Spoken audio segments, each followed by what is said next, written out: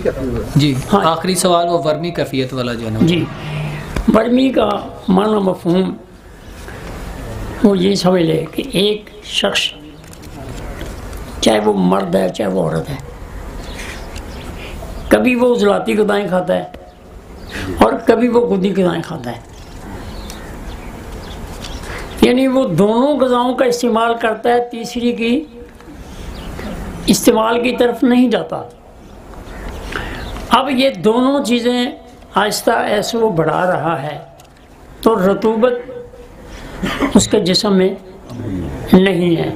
आप उसको यानी उजलाती गुदी वर्मी नवज़ कह लें, क्योंकि उसके अंदर दो चीज़ें पहले बढ़ चुकी हैं। अब आपने उसको अब उसी खाली गुदी कहें तो फिर भी नहीं, क्योंकि उसने उजलाती चीज़ें भी वो खा रहा है। तो इसको आप समझने के लिए ये कह लें कि इसके जिस्म के अंदर रतूबत कम है, इसकी हमने उजलाती तहरीक भी तोड़नी है और इसकी गुद्दी तहरीक गुद्दी उजलाती भी हमने तोड़ना है। इसको हमने आगे की दवाई देनी है, एक बात। दूसरी बात, हर नब्ज़ जब वर्मी होती है, हर नब्ज़ जो सेहत वाली है, अगर वो नब्ज़ वर्मी होगी तो वो आगे की तरफ जाएगी और बारीक हो जाएगी।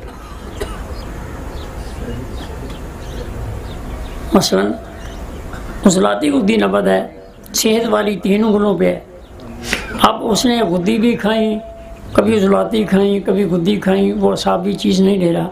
अब क्या होगा कि उसकी नब्ज़ इर्तिकाई सूरत में दोनों तरफ ही खुश्की भी है और गर्मी भी है। और अगर खाली उसकी वो उजलाती ग़िज़ाएं न ले, सिर्फ गुद्दी ही ग़िज़ाएं लेता चला जाए, गर्म ही लेता चला जाए, तो उसको यरकान हो जाएगा, उसकी आंखें पीली हो जाएंगी। इसके अंदर नब्ज़ उसकी गुद्दी है। आप उसे कोई दवाई दे के देखेंगे, वो कहेगा कि ये दवाई मुझे फिट नहीं है, मुझे बेचैनी घबराहट ज़्यादा जलन ज़्यादा हो गई है। जबकि सिर्फ अगर वो उजलाती ग़िज़ाएं ना ले, सिर्फ गुद्दी ग़िज़ाएं, गर्म ग़िज़ाएं, तो फिर उसको यरकान हो जाएगा, उसका रंग पीला हो जाएगा। इसके अंदर उसका रंग पीला नहीं होगा लेकिन नब्ज़ गुद्दी हो जाएगी। क्या बात जी। अगर आपको हमारी वीडियो अच्छी लगी है तो इसको सब्सक्राइब करें, लाइक करें, शेयर करें, ताकि कानून तिब के मुताबिक हमारी हर वीडियो आप तक पहुंचती रहे। जी, अगर आपको हमारा चैनल अच्छा लगा है तो हमारे चैनल को सब्सक्राइब करें, लाइक करें और शेयर करें, ताकि हमारी तिब के मतलब हर वीडियो जो है वो आप तक तसलसल से पहुंचती रहे।